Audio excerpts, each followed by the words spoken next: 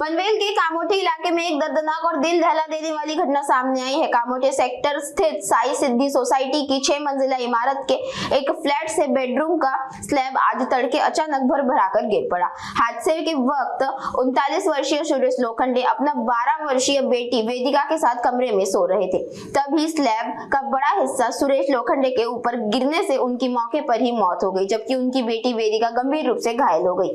घायल बच्ची को तुरंत अस्पताल में भर्ती कराया गया है, जहां उसका इलाज जारी है। इस हादसे के बाद सोसाइटी के शोक का माहौल है। घटना से इमारत की निर्माण गुणवत्ता और सुरक्षा व्यवस्था पर भी गंभीर सवाल खड़े किए गए हैं। फिलहाल पुलिस ने मामला दर्ज कर जांच शुरू कर दी है। कामोठे पोलीस स्टेशन हद्दीत सेक्टर 10 मध्ये साई सिद्धी अपार्टमेंट नावाची एक बिल्डिंग आहे।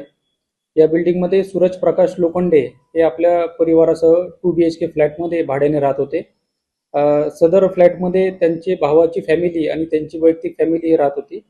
रात्री हे त्यांच्या पत्नी आणि 2 मुलींसह त्यांच्या बेडरूम मध्ये झोपलेले असताना पहाटे साधारण 5:30 वाजण्याच्या दरम्यान त्यांच्या जो स्लॅब आहे त्या स्लॅबचे जे प्लॅस्टर आहे तर ते कोसळून त्याच्यामध्ये सूरज प्रकाश लोखंडे यांची डेथ झालेली आहे आणि त्यांची जी मुलगी होती वेदिका तर हिच्या हाताला देखील करचटलेला आहे। सदरची माहिती प्राप्त होताच आमच्या कामोठे पोलीस स्टेशनची टीम तात्काळ त्या ठिकाणी पोहोचली आणि सदर घटनेच्या अनुषंगाने आपण कामोठे पोलीस स्टेशन या ठिकाणी ईडी दाखल केलेली असून सदर ईडीचा तपास आपण करून पुढील कायदेशीर कारवाई करत आहोत। घरामध्ये यातील मयत जे सूरज प्रकाश लोखंडे आहेत तर त्यांची पत्नी, त्यांच्या 2 मुली, त्याच पद्धतीने त्यांचे जे भाऊ आहेत तर त्यांची फॅमिली, त्यांची आई आणि त्यांची बहीण अशा पद्धतीने घरामध्ये जवळपास 7 ते 8 लोक होते। निश्चितपणे बऱ्याच ठिकाणी काही धोकादायक इमारती देखील आहेत किंवा पावसाळ्याच्या अनुषंगाने बऱ्याच ठिकाणी काही इमारतींना क्रॅक असतील किंवा काय असतील तर निश्चितपणे जर ज्या ठिकाणी आपल्याला काही धोकादायक वाटत असेल